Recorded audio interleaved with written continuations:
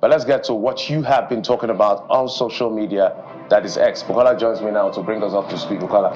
Yes, indeed. Hello again, Jeffrey. Of course, you and I know that those issues that emanated from the House of Representatives and the National Assembly yesterday formed a majority of the talking points by Nigerians this morning. And we're starting with House of Reps approved the 1.77 trillion naira loan request of President Bola Tinubu.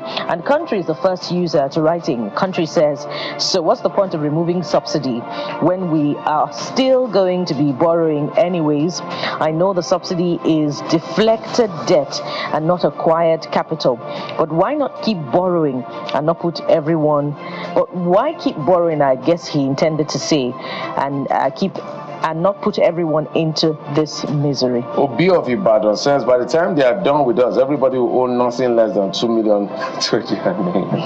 I see the sarcasm, but it's okay. Yeah, and Oladele is the next user. Oladele says, and this recent government didn't even tell what exactly they're doing with our revenue generation and the money generated from crude oil and other businesses.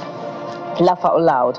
All they could do is to show the newly amounting money has been approved to be borrowed. Well, that speaks to accountability. We don't want to talk about the National Assembly yet on this one. Narrowscope says the loans keeping up. Once acquired off the back of this approved one has not evidently materialized. The subtotal of these loans is an onus on governance moving forward, and Nigerian economy is still in shambles. Hope this loan won't be another sorry plight to the economy. Yeah, and Jeffrey, you were telling us a few days ago how much we may have saved on subsidy. If we have saved that much on subsidy, why are we still borrowing? And indeed, there's a report that Nigeria has spent, is it 42 trillion, a couple of trillions of naira on petrol importation in 42 days, and we have a homegrown refinery, yet we're spending so much on importation. And I think one of the things I would advise the government, now they have an avalanche of spokespersons and media people, including now Daniel Buala.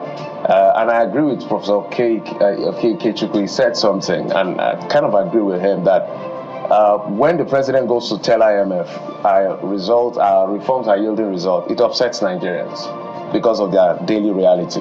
When the Minister of State for Finance now, who was the Minister of Industry, Trade and Investment, is saying that we've implemented these reforms, IMF said you've already done it, we're not demanding anything new from you, how can we help you? That means we're looking at borrowing. And we say, begin to make it more like the reforms will take time, but don't worry, it's going to get better. It upsets Nigerians. I know the numbers they are looking at, but those are not the numbers Nigerians are looking at. And there are certain things that even if they sit here, I ask them, I don't think they will be able to answer emphatically. However, going back to what Professor Kechukwu says, the government now has to communicate rather than information dissemination, because it appears, I agree with him, that it's more of information dissemination that is going on from the government. So people, they're not communicating. Anyway, let's go to another conversation. There's so much to say, on that one, but Jeffrey, let's move on. Yes, reps rejecting bill seeking 6-year single tenure for president and the president and the governors. EJ says a leader can make significant impact in 6 years. If implementing 6-year limit, I'll suggest starting in 2027, will prevent all current elected officials from running for office again. It may be worth considering. And Big Ikon says the best thing is to even reduce it to a 3-year single term and no chance for any second terms. So this guy is saying 2027. Somebody will say, what if Bola Tinubu wants to run again? Why didn't you introduce it in the time of Muhammadu Buhari? I'm telling you. So sometimes the timing of a bill is quite important, because politicians will not look at it the way you're looking at it. Trust me. So much again to say, but let's move on. Big Ikon says the best thing. Have you read that one? Yeah, go to George. Okay, George said the rejection isn't about a bill, it's about holding on to power. A 6-year single term couldn't have been a fresh start, but systems are afraid to let go. The status quo wins again. Well, let's move on to the next talking point now, which is from aviation. The minister has unveiled airport marshals to enhance service delivery and maintain cleanliness. And Ademos is the first user who says he should first open the road they blocked at the Nnamdi Azikiwe International Airport that has caused unnecessary traffic every day. So there are other issues that Nigerians are demanding attention for. Yeah, go ahead. Okay. The poetics says commendable, but would they really do what they are supposed to do? Won't one of them call a friend and be like, We're visiting tomorrow. Is that sarcasm that I hear? I don't know. Well, so as it says, let's give it a try. Some marshals will still inform the airport authorities that they're coming for impromptu visit, just to be paid peanuts.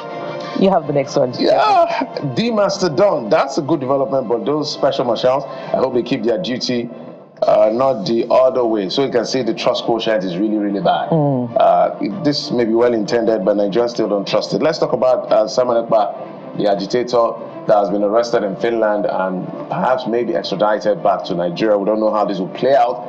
This is what Olayinka is saying. When you think you're untouchable because you're in another country, why not come to Nigeria and get the referendum instead of wasting innocent lives that are here wanting the same thing? And Super Mabel said, extradite him to Nigeria to face terrorism charges. He's a criminal and should be treated as such. Well, let him go to trial, let him be convicted. Yes, allegedly. So that's what the law says. Olusegun says he should be sent to Nigeria, please. We have acquired solitary for him at Kuje. I assure you that he will be comfortable there. Wallahi. Okay. So those are some of the talking points that we've had to review this morning. Of course, they'll also be forming conversations in the coming days. But after this time out, we're starting off with our first conversation, and it concerns you. It's about electricity and, of course, your rights as a consumer. Are your rights being protected? And, of course, all other implications as far as government policy is concerned. So that will be the first leg of our conversation, and we urge you to join us. We'll be right back. Stay with us.